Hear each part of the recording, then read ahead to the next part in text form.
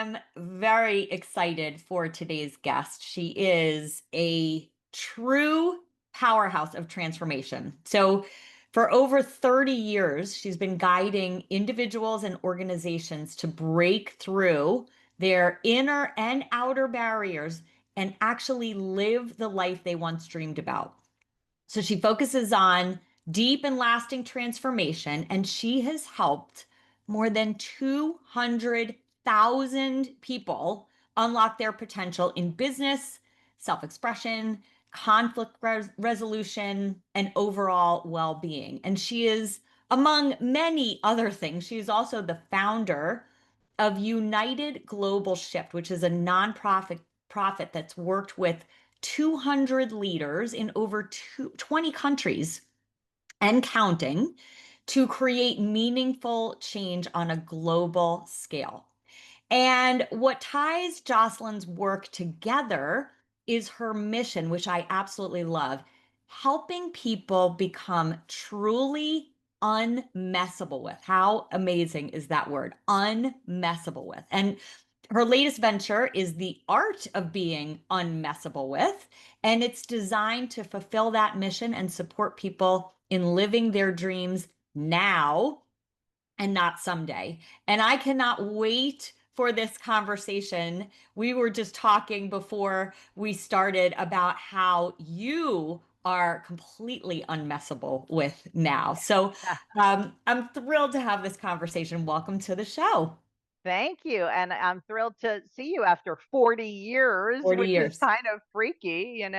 40 years. So how this happened was I have a client who I think is she a personal friend of yours, Yeah, Jocelyn? yeah. And I used to work with her as a seminar leader, and I love her. She's Yes. amazing. So she is a former client and she reached out to me and she said, I think you need to have Jocelyn on your podcast. And I remembered that you and I literally, I think maybe we were like 19 and 21, something like Something that. like And Yep. we were in some self-awareness programs together. And that was the last time that I had any interaction with you. So it's really exciting to have you here today.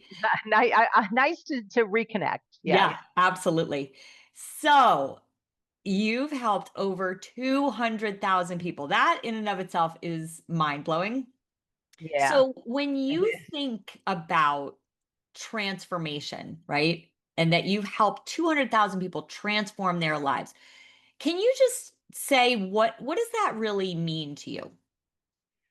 Well, I mean, as far as the impact, it's very satisfying because I hear from many of them on social media about, oh, you led this course I was in 25 years ago, or 30 years ago, or 15 years ago. And I'm just like, oh my God, I feel so old. Their Right. children that they didn't even have back then, they got Right. engaged in the final session of the course and now they have like 20-year-old children. It's pretty remarkable. Yes. But I have spent my whole life inside of the world of transformation because the first time I ever engaged with any kind of course, I was 11. Yeah. So if you can imagine, Yes. it's been forever, right? So Yes. that's like I grew up in this language and Yes. then started leading transformative programs when I was 19. Amazing.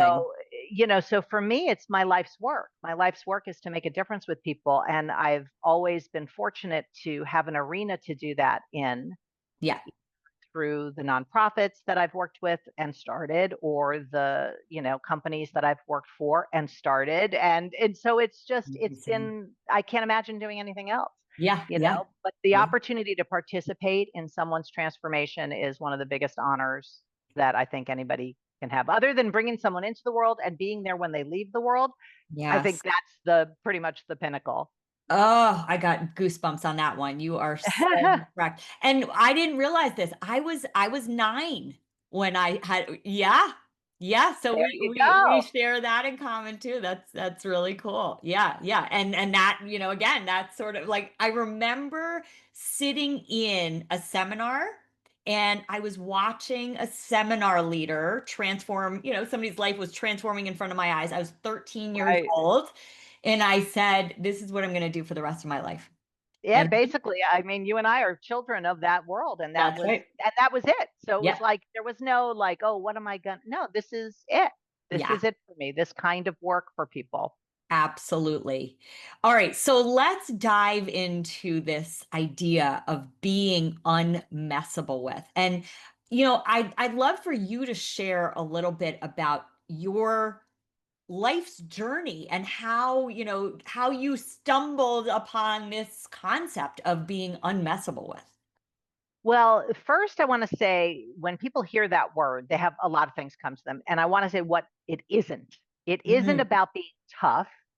And Mm-hmm. it isn't about like not experiencing your feelings or anything. It's not that at all. Right. So it's really about being able to stay true to your vision and fulfill on your vision even when life is throwing all sorts of crap at you. So it's Mm. easy to be unmessable with when things are great. It's when Yes. life is throwing stuff at you, how do you stay true to your vision and not get hooked Mm. of reaction, which Yeah. is where most people spend most of their day, especially successful, effective people spend Yes. a lot of time reacting to fires they have to put out, and they're great reactors, but that's a very different muscle than creation. And the world of creation is where magic is, where vision is, and that's what I mean by being unmessable with. So now back to Yeah. how did I, create this? It Mm-hmm. was like 25 years ago, maybe more. I was on a call with a bunch of leaders, and one of my mentors was leading the call, and he wasn't even talking to me. He was talking to somebody else, and he said to them, "You are so messable with," right? So whatever he said, I was like, okay, that word, that is it. That is captures everything about what I want for people to be Mm. unmessable with. So it wasn't really a word, right? Yeah. So then I was like, oh, let's do an event called The Art of Being Unmessable With. And at that company, they were like, well, it's not a real word. So, we can't really do an event because, it's not real. And I was like, well, watch out. So I got it in the Urban Dictionary. Then it ended up on Webster's and the Slang Dictionary. And I've been using it for Wow. 25 years. So I've got mugs and hats and blah, blah, blah. It's in all my books and all this stuff. I So love it. when I left that company and started my own thing, it was just a natural because people associate me with it. I've been building that world for 25 years with everybody that I ever interacted with. So it's pretty funny how it came to be. That's amazing. Amazing. Yeah. So when I think about being unmessable with, right, a lot of my work with people is about having them really identify the thoughts and beliefs in their minds that have them be messable with, right? And Yes. learning to actually separate themselves from that voice. So how do you see that voice, right? That has people be messable with. How do you see that showing up in the people that you're working with? Well, the way I work, I always start with vision because unless you have the contrast of that world of being messable with to what you really, really want, that space of vision, it's Yes. hard to, see your eyeballs with your eyes. So I work with people to distinguish their vision and then look at what messes with them. So it's not just a voice, it's also their stuff that messes, like you get 100 emails in your inbox and you're Oh, messed with, or yes. money messes with people, or sleep Yes. messes with people. So Yeah. there's like a top 10, but limiting beliefs are Mhm. huge, and Yes. also assessments, reasons, justifications, explanations, that all messes with people. So I mostly work with entrepreneurs and founders, and what they have, kind of a parade of things that typically mess with them, and a lot of it has to do with delegating, and people end up being a prisoner of their own creation. They create this company and then they're a prisoner of it. So my intention is to really set people free from that prison of your thoughts and your feelings and your beliefs and your Yes. shoulds and your shouldn'ts and your good, bad, right, wrong. All of that messes with people, and it's Yeah. all constructed in language. So Mhm. language is a key part of the work that I do with people because every bit of the language that messes with you, you inherited. Yes. And the space of Sure. vision is a created space. So I work with people on the world of vision, word, creation, and strengthening the muscle of the created world rather than the default world. Yes. Yes. As you're as you're talking, I've shared this before on my podcast, but I have a very vivid memory of that, that voice and that language, right? Where I was actually standing on a platform about to jump off of a zip line. And right. I think And you and I both did that thing. Yes. that's right. I think we both did that course. Yeah. Yes. And I was crying and I was shaking and I was doing the whole thing. And I literally heard this voice in my head, and it said, "Who gives a fuck if you're afraid?" And that was like the pivotal moment, right? And then I stepped off, Yeah. and that, you know, um, in building my whole career and my whole business and what I'm creating and in helping other people build their businesses, I think that's really it, right? The noise of fear versus the truth of their inner knowing. So, how do you help people distinguish the noise of fear versus the truth of their inner knowing? Well, first of all, if you look physiologically, what happens in your body when you're afraid or Yep. even nervous is the exact same thing that happens in your body when you're excited. Yes. Yes. So the only difference is your language around it. Right. So you call it fear, and then you have this whole experience and you're sent into a spiral.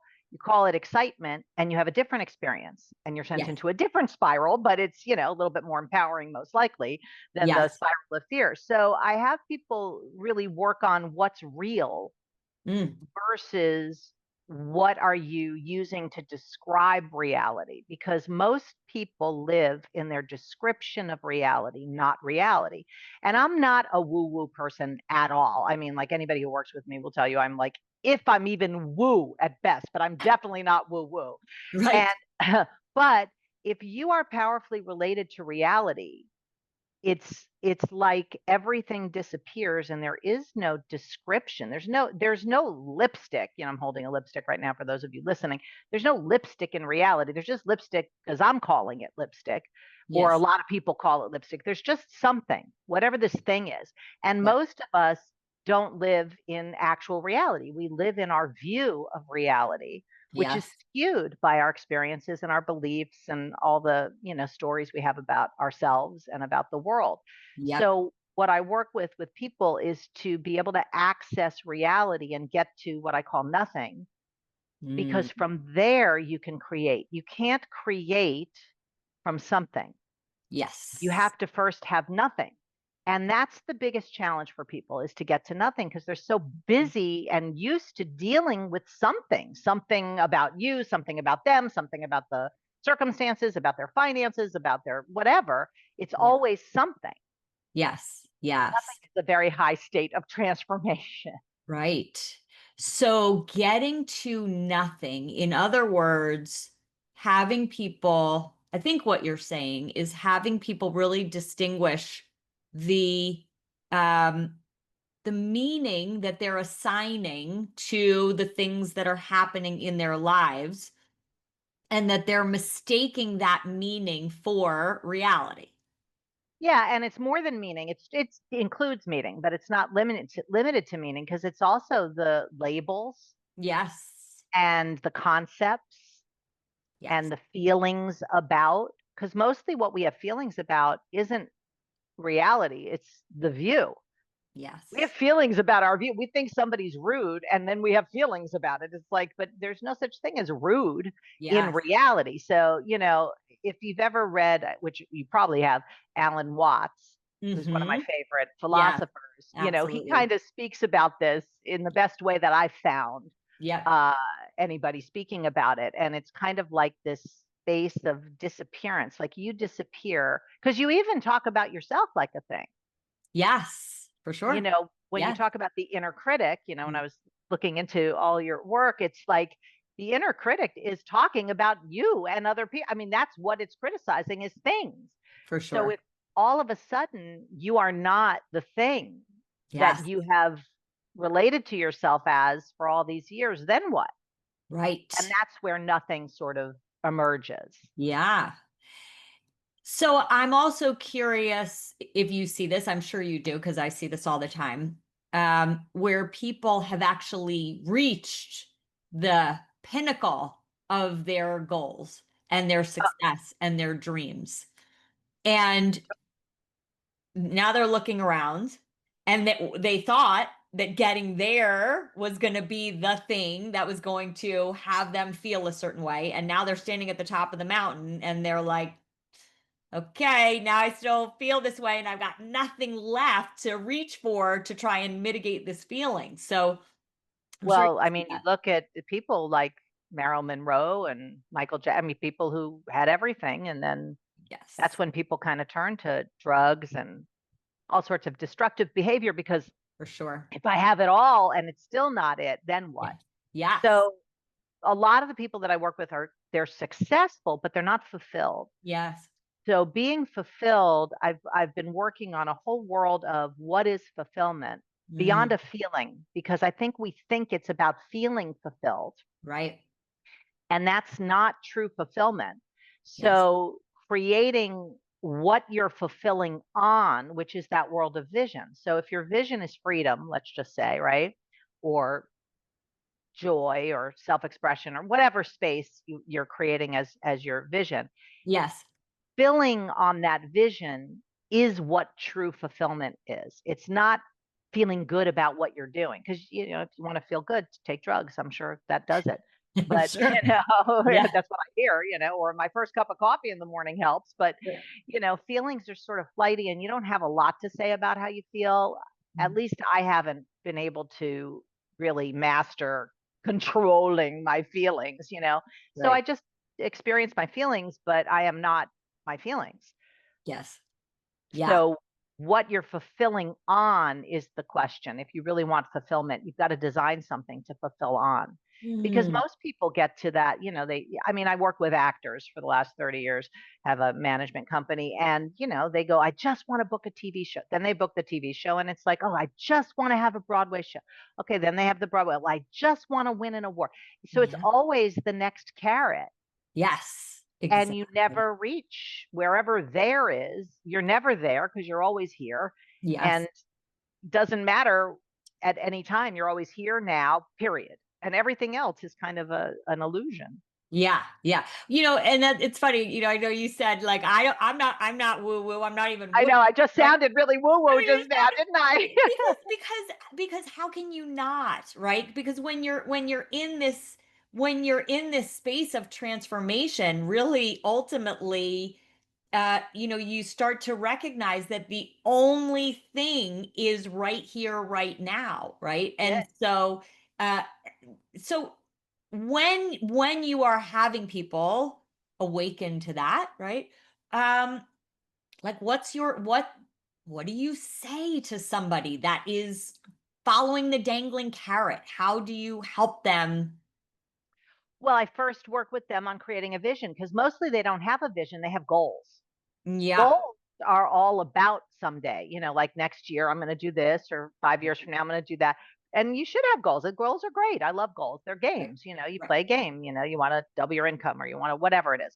But Yes. vision is a different thing. In the work that I do with people, it's a spatial phenomenon. It's not a goal Mm-hmm. phenomenon. So Yes.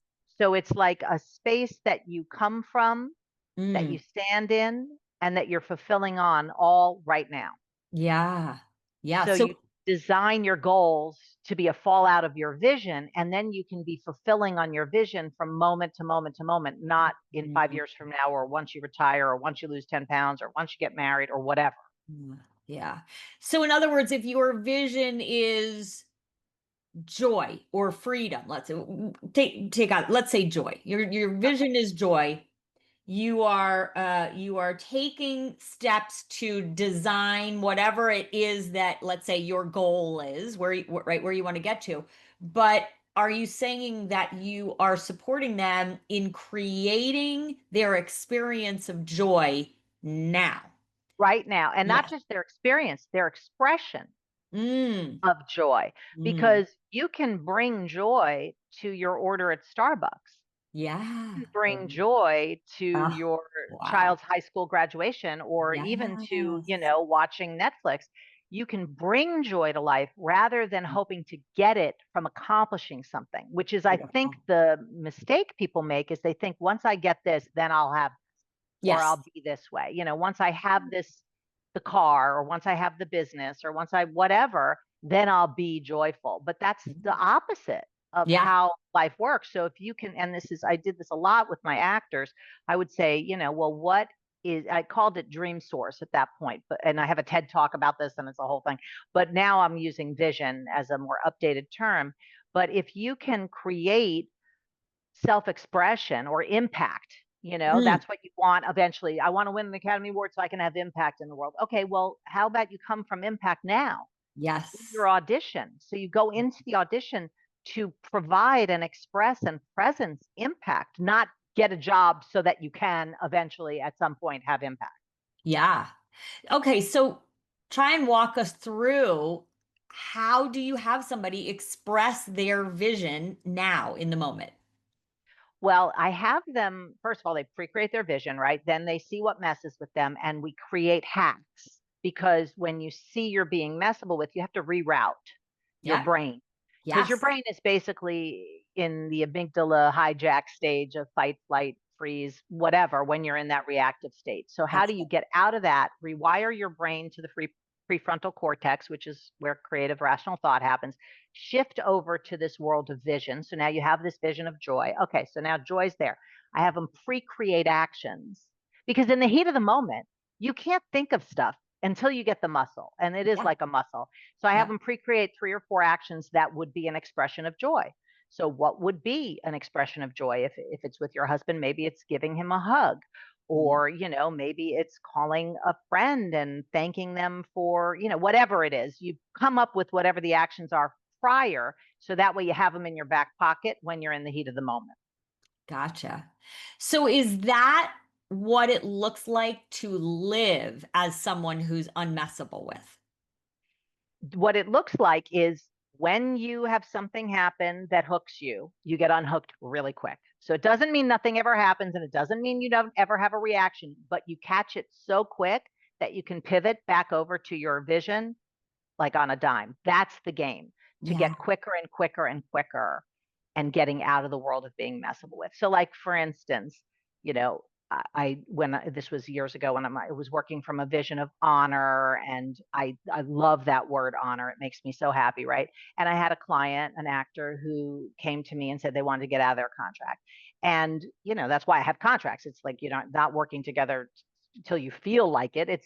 There's a contract there. That's what we honor. We honor the contract, right? And I do Right. honor my contracts, and I hold people to account for honoring their contracts. So we were dealing with the lawyers and the whole thing, and the lawyers were saying, well, you have every right to demand this, and I was like, that's not consistent with honor for me.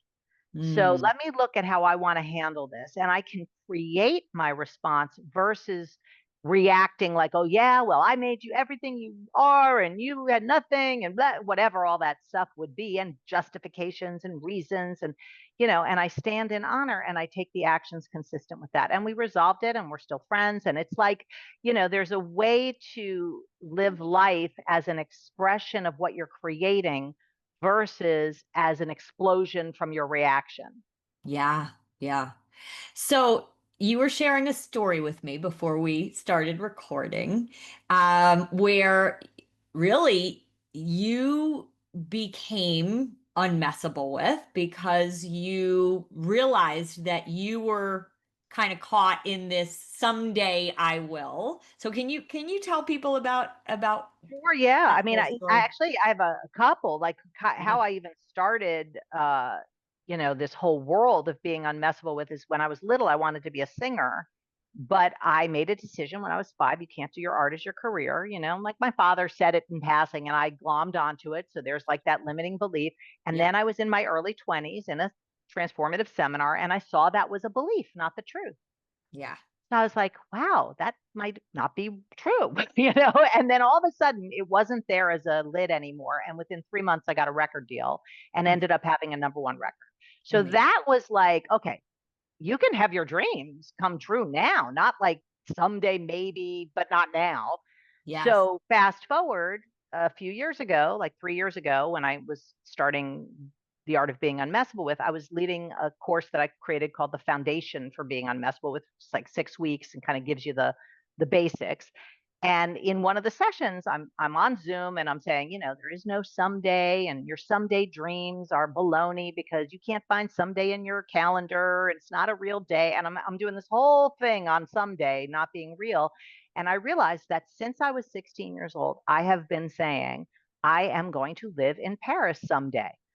Always said it. We come, a month a year. We come 5 times a year. I mean, just more and more often. But it was always like someday, maybe when I retire or blah, blah, blah. So I Yeah. get off the call and I turned to my husband and I said, oh my God, we have a someday dream. So let's just pick a date. Like, even if it's 5 years from now, like, no more someday. We got to have a real date in the real calendar. And he said, let's do it in 6 months. And we did. So for the last 3 years, we've been living part-time in Paris and part-time back in New York. And it's been a total dream come true. And it was like ease and flow, because when you're fulfilling your dreams and your vision, then everything kind of works. We Yes. fell into an apartment. We never even had to look for an apartment. We had friends that were moving and they were like, well, we'll introduce you to our landlord. And, we got visas. And I mean, it was just simple. Yeah, And that's how life is when you're really operating from that flow state. for sure. Now, so did any old, residual fear, doubt, corrupt? Absolutely. Yeah, I'm Oh my God, sure. no, like 2 months after we said we were going to do it, Yeah, and we're waiting for the lease from, like, it took like 3 months to get the lease because in France, people don't operate as fast as New Yorkers, right? right. And I called my husband. I was walking down the street and I said, I think we're making a mistake. I think we're rushing into this. I Yeah. think maybe we should wait another year. Like, our youngest was graduating high school like a couple months from then. So we were leaving like the month before she graduated. I was like, maybe we need to wait. And he said, no, no, no, let's just do it. Because I was now getting into all the fears and the reasons and all that stuff.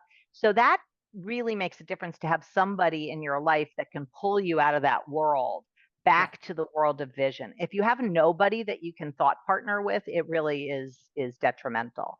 for But sure. absolutely that stuff, came up.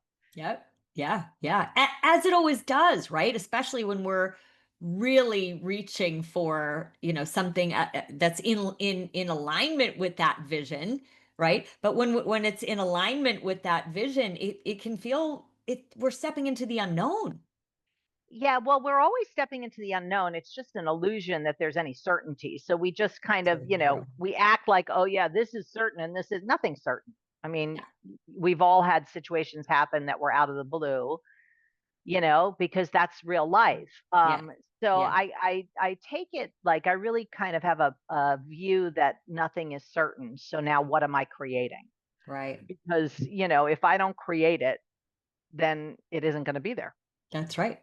That's except by right. luck, and I don't want to live a lucky life. I want to live a life by design. So I'm very conscious about what I'm creating and I revisit it every week, like what am I creating now? I mean, right now I'm designing next year and it's all etched in sand because, I'm looking and I'm saying, okay, well, I'm going to do this and I'll have this program and that program, but maybe this, I don't know. So it's all like a work of art. And you can do that Uh, if you have the ability to get to nothing. If you're operating, like even when you were talking about you set goals about what you want in a year from now or whatever, I do it the other way, as you would be familiar with the backwards planning technology for sure. of I stand a year from now, what do I want it to look like from nothing? And then I backwards plan it because if I look from where I am now, my thinking is going to be limited to what I Yes, have now.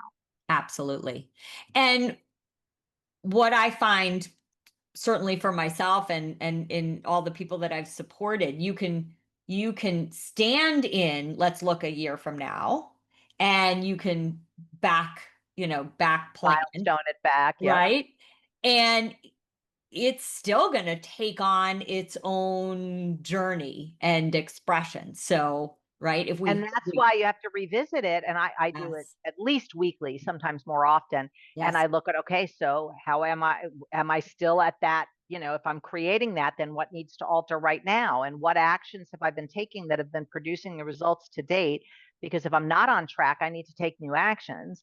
And Yeah, if I'm beyond on track, like I'm ahead of the game, maybe I have to relook at the goal, for sure. and Yeah. up the ante because it's, going so well, because that can be unpredictable too. Or I sometimes eliminate things altogether. Like I was going to do this program somebody asked me to do, and it was like this training program, and it was going to be a lot of money. And I thought, okay, I'll do this. I'll do this thing. I'll make all this money, and then I won't have to like worry, whatever. So I started designing it, and it was like a bear of a schedule, and I kept saying, this is not what I want to be doing with my time. Like, this is so Mhm. antithetical to what I've Yes. designed to work 15 hours a week and all this whole thing. But I was like, Mhm. but I'll just, and this is what I hear myself in my head, the voice, I go, I'll just suffer through the year and then I'll be done with it. And then I was like, what am I talking about? I'm going to suffer through the year. So I just was like, you know what? I'm not doing this. I'm just not doing Wow. it.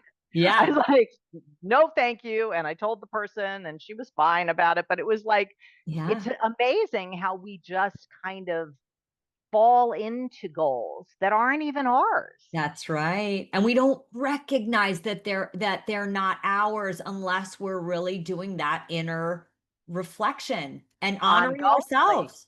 Yeah. Totally. And honoring what you're creating. And, what you're creating is etched in sand.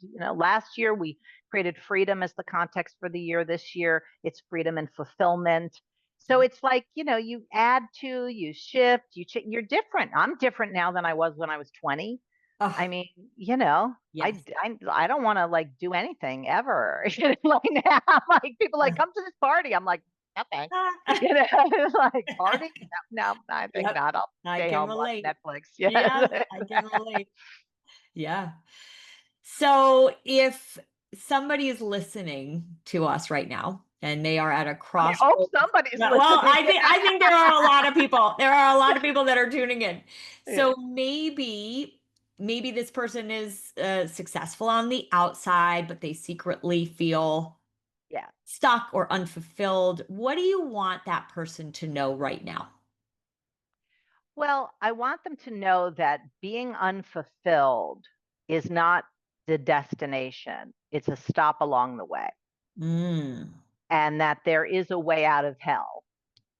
And it's going to require, I really think, I mean, I have 3 coaches. I really think if you experience being successful but unfulfilled, you should hire a coach, Yes. because they see what I don't see. And you can't see everything, and you don't see what you don't see. But a coach's job is to see what you can't see, Yep. say what you don't want to hear, so that you can be who you want to be and really fulfill on what you want to fulfill on, because you can't always see a pathway. Yeah. But, that's really where that third or that second set of eyes, of that third set of eyes, I was like, what does that mean? But okay, the second set of eyes, however many eyes there Maybe are, it's also your it's the third third eye. eye. It's the third eye. Yes. But The no woo. We're fourth not doing one. woo. Exactly. You're bringing the woo out in Yeah, me. I am. But I definitely thank God for the people that are my coaches. And in fact, one of my, most important coaches and mentor passed away last week. Oh, And wow. Sorry to yeah, and hear that. Yeah. me too. Mm. And she was a real champion of transformation. She led trainings in the 60s Oh, wow. that Wow. like people like Werner Erhard did before he started CS training. Oh, So wow. she was like Amazing. the real deal, right? Her name's Mm. Charlene Aframo, a real champion. But Mm. whenever I would be like stuck or not see something, she'd be my first call. Wow. And then my other mentor passed away last year. I'm thinking I need younger friends. This is Yeah. like ridiculous. Maybe I should go to some of those parties, you know? Right. Right. So when whether, you were working with those incredible mentors or any coaches that you're working with now, is there one belief that you can sort of land on that you've completely outgrown that used to kind of run your life?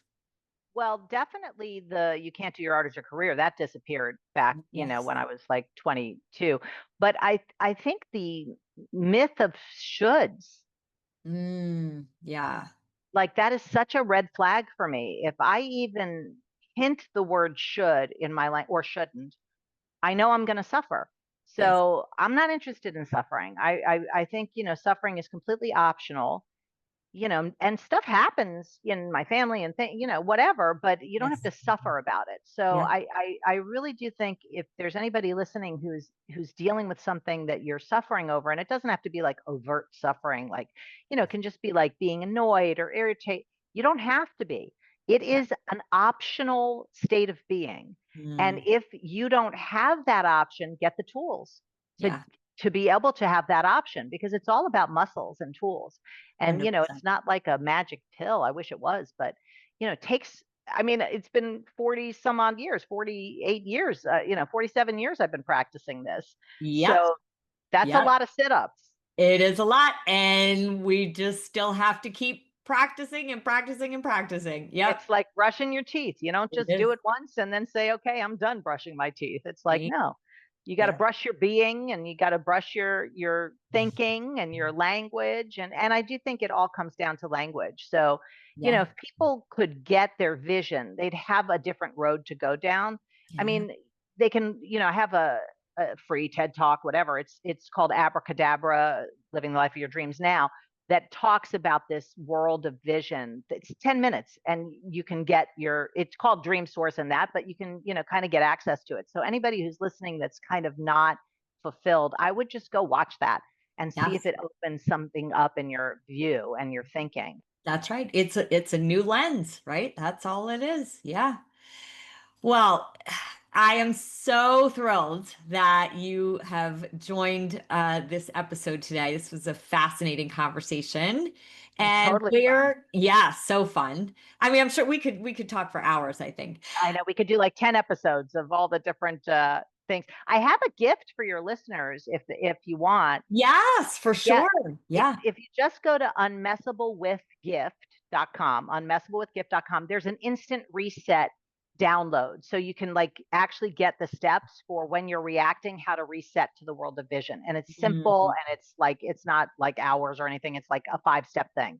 So if you want to start practicing shifting from that world of survival and reaction and shoulds to the world of vision and magic, yeah. it's there. Fabulous. Fabulous. And where can people find out more about you and what you offer in the world? Beunmessablewith.com is my website, and all my social handles are Be Unmessable With. And I have a podcast called Be Unmessable With. So you can also, on the heels Yeah, of this podcast, you can listen to my podcast, and it's, little short episodes as well as guest episodes. So a couple episodes a week of little nuggets. that's great. And I'm scheduled to be on that podcast, I That's think right. in a couple of months. So I'm looking forward to that. Exactly. Where Yeah. it's quid pro quo, Yes. whatever the name. What is the name in that movie, Silence of the Lambs? Quid pro quo, Clarice. Uh, Podcast swap. that's right. I love it. All right. Well, this was fabulous, Jocelyn. Thank you so much for today. And thank you, everyone, for tuning into today's episode. Thank you for having me. Thanks, everyone.